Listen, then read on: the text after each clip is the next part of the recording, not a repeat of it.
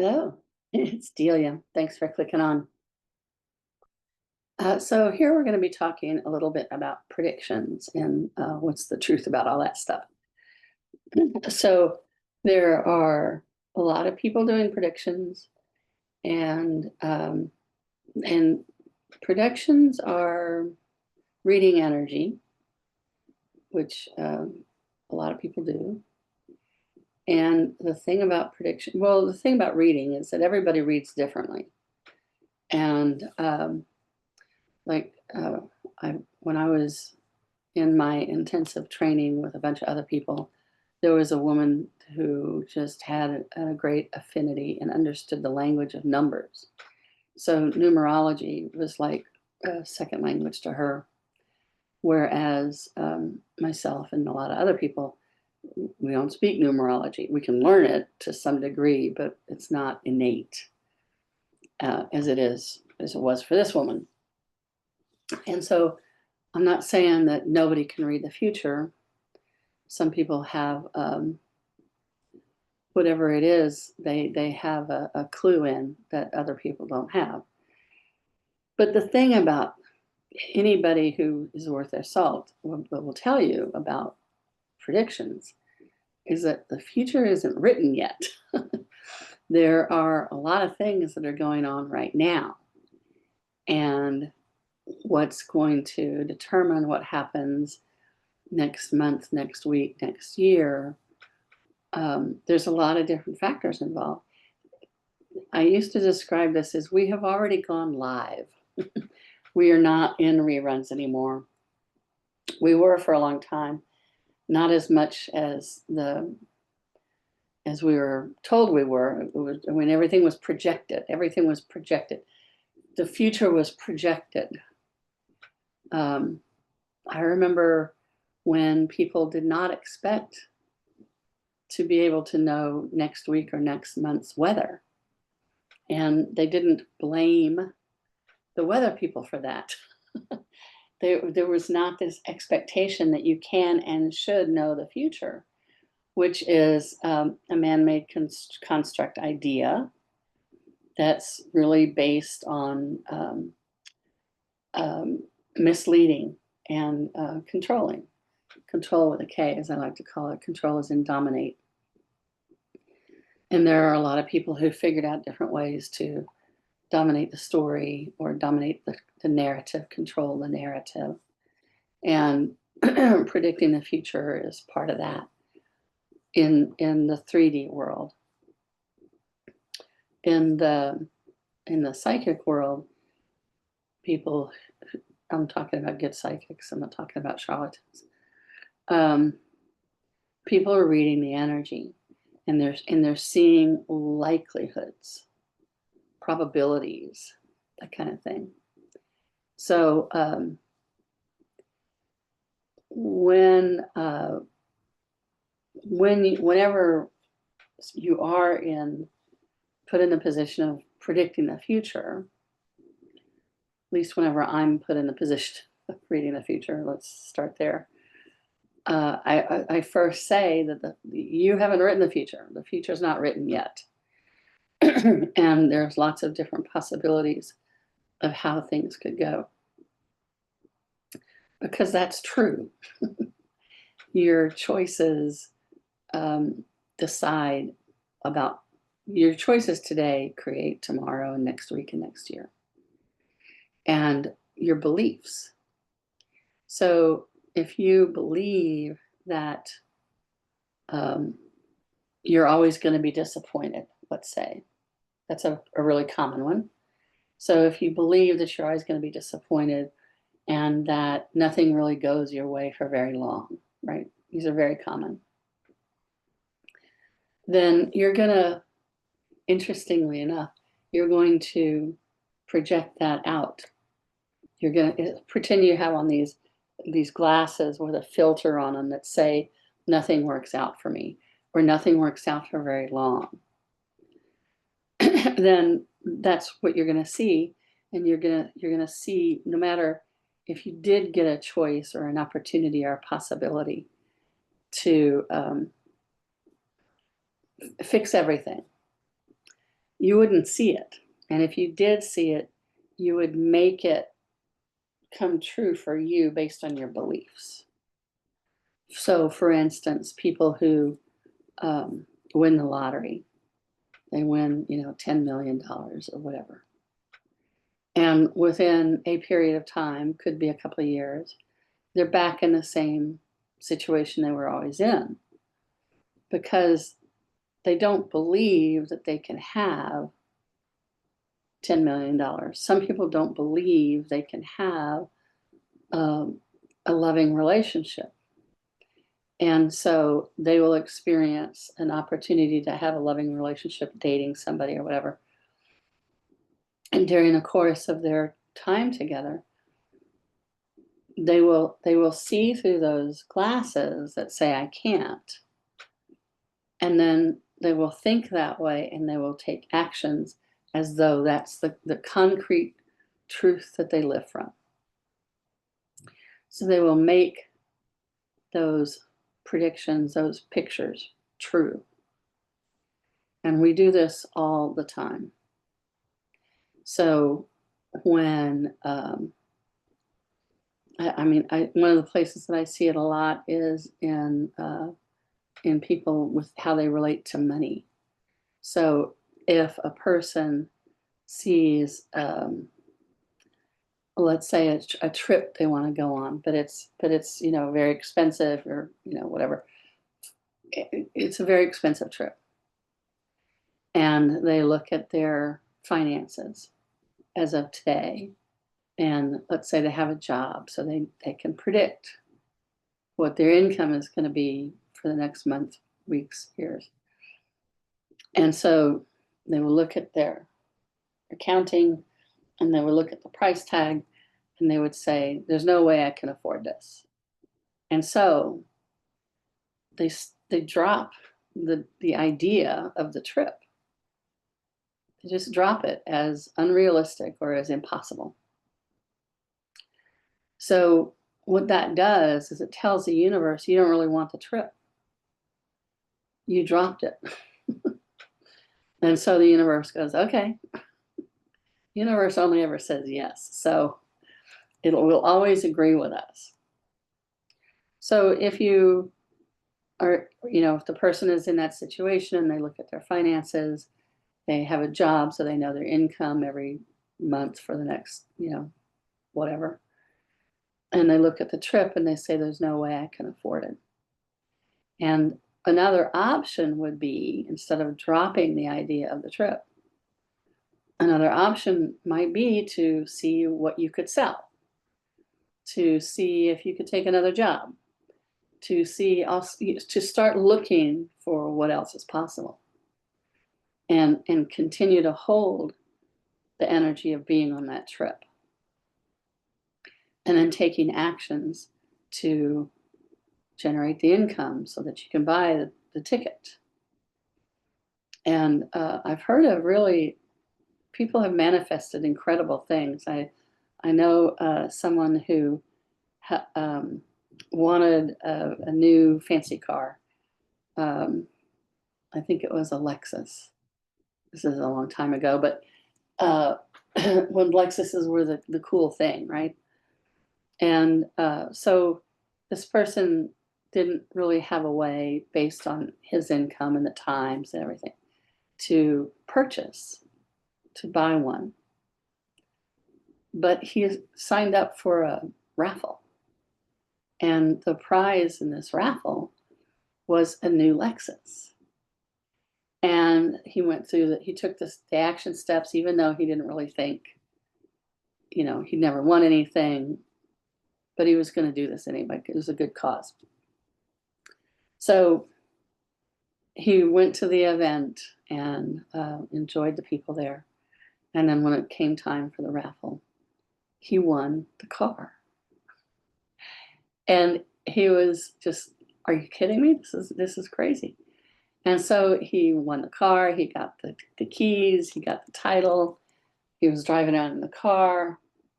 But based on his childhood experience, the belief that he couldn't have what he wanted And even if you could have it, you couldn't keep it. The belief was so strong, and it had been proven out over and over and over again. It had been something that had happened a lot in his life.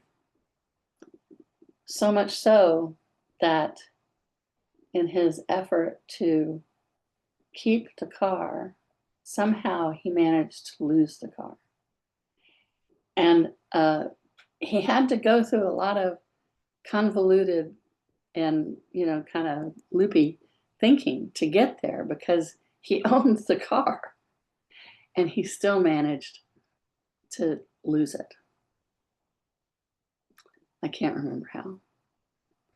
But what that is a story of is you have a belief or a mental image picture based on experience that's so strong that even when in the 3D reality something else completely different happens, it couldn't let it in, couldn't keep it. Same with the people who win the lottery. It's like it takes a different brain to have what you want.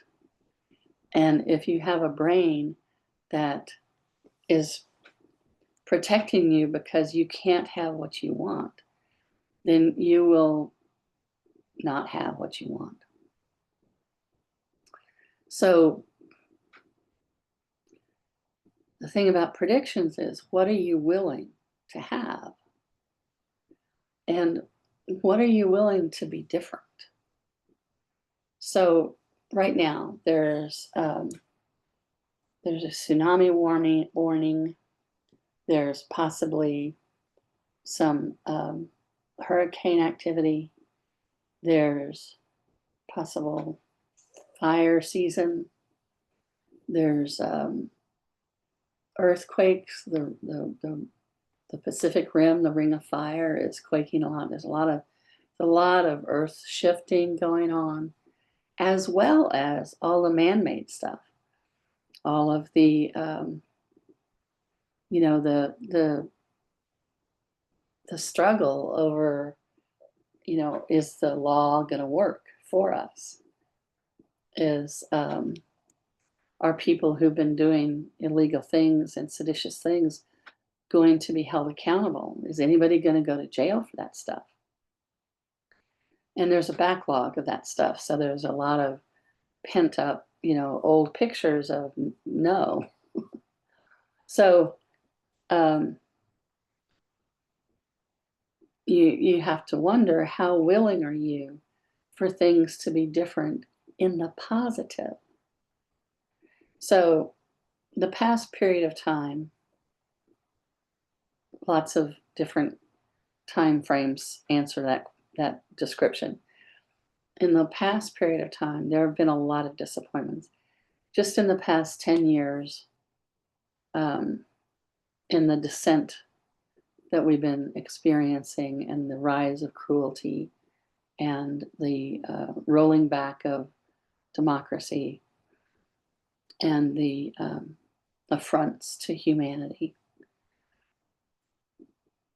there's been a typical reaction to all of that is to toughen up or to expect the worst. And given people's childhood experiences, it fits right perfectly on top of childhood experiences. Expect the worst. Don't expect good things from people because they'll disappoint you. If something needs doing, do it yourself because you can't rely on anybody else. There's just a whole lot of personal and public experiences that are reinforcing various over self-reliant traumas from childhood, which just pours gas on it all, because it's like, well, see, it's been true forever. And if you're not willing for something new to happen, if you're not willing for things to be different, if you're not willing to entertain the idea that something else is possible, something good is possible, and that something good that hasn't shown up yet that you can see can be sustained. There's a lot of limitations right now to what's possible, and a lot of disparaging anything good has ever happened, will happen, or could ever happen. And there's certainly in the past 10 years, there's a lot of extra reason, there's a lot of examples of how that's not possible. But if we as people individually, little old people, not the big people, little old people, if we can't develop the capacity and the tolerance for things to change and to go good, if we don't have the tolerance for things improving, or for community to matter, or for camaraderie to come back, or for neighborliness to come back, if we don't have a tolerance for good things happening and sustaining, then that's permission for a continuation of bad things. And one of the fallacies of the bad things are always going to happen is that it's never true. Even now, and I've read stories of different difficult times, World War II, Auschwitz, all kinds of times and places where amazing things, kindnesses, generosities happen. But they're not as valued as the stories of the bad stuff. And the more we change that inside our own narrative, inside the way we think about our own lives, then as we change that tolerance in ourselves for things to go great, then more great things can happen in the 3D world and in the public world. So when it comes to predictions, it takes a certain amount of decision on your part. So where do you want to go? Where do you want to grow next? And the universe will facilitate. The universe will help by showing you your beliefs that say that's not possible or you can't do that. So the universe isn't telling you you can't do that. It's showing you what's in the way of you doing what you want to do, which is actually very helpful, because if you want more love in your life, but you don't hold love as a very high value in here, then you're not going to be able to recognize it or take it in. And so if you want more decency in the world, then you look every day for opportunities to be decent to other people and to be decent to the parts of yourself that you've been suppressing or ignoring or shunning. And that is the way to change the world.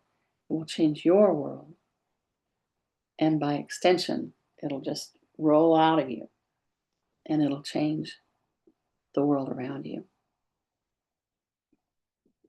So the future hasn't been written, and your choices today go a long way to creating tomorrow and your future.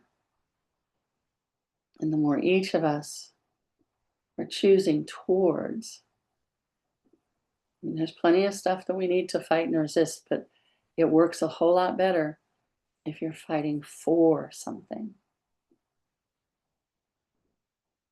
So we can fight the injustice, but what we're really fighting for is justice for all. And you can tell there's just a lot more energy for that. You can feel the flow.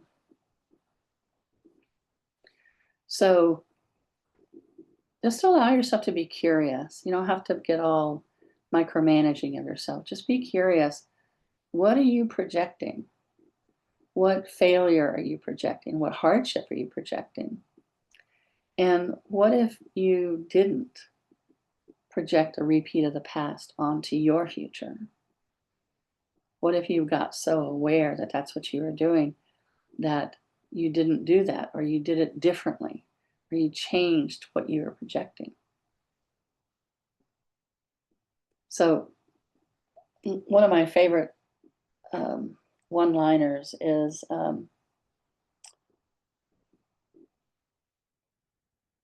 I am the luckiest person on the planet. I have been telling people to use, I have a list of things for mantras or reminders that my students use. This is one of my favorite, partly because the body likes it so much. See, there's nothing, we don't need luck. As an infinite being with a body, you're already the luckiest person ever. And your body is really lucky because it has you, infinite you, as your infinite self. But bodies live in time and space, and there's such a thing in time and space anyway, the belief in bad luck and good luck. So when you wake up and repeat to yourself 10 times, I am the luckiest person in the world, I guarantee it changes your physiology. It changes your body chemistry. It changes those peptide chains. And what it does is it helps give you a much better day. Because if you're the luckiest person in the world, no matter what happens, you can navigate it. It reminds me of that part in Harry Potter where he drinks I can't remember the name, but it's something like Felicity, Felix juice. It's a potion that makes you lucky, or it certainly makes you feel lucky. And once you feel lucky, then everything that happens is to your benefit. And it's really easy to see that. And it changes how you operate and how you perceive and how you operate and what you put out into the world. So you can try that. Just try waking up in the morning and saying, before you even get out of bed, that you are the luckiest person in the world. And each time you say it, feel the energy of it. And it may end up showing you, or it may start out showing you where you do not feel lucky. But what showing you does for you is it gives you the opportunity to perceive and then make a different choice. Because your choice is certainly a superpower. So you create your future, and collectively we create our future. And we do that partly by the future we create personally for ourselves. And then by extension, what we project and demand and require from the society that we live in. And the more we require decency and inclusion and thriving, the more that can happen. It's not going to happen tomorrow, but I guarantee you if you don't start doing things differently, it won't happen next year either. So your choice, your personal, behind the scenes, nobody can hear you make it choice makes a big difference, not only in your life, but in our life.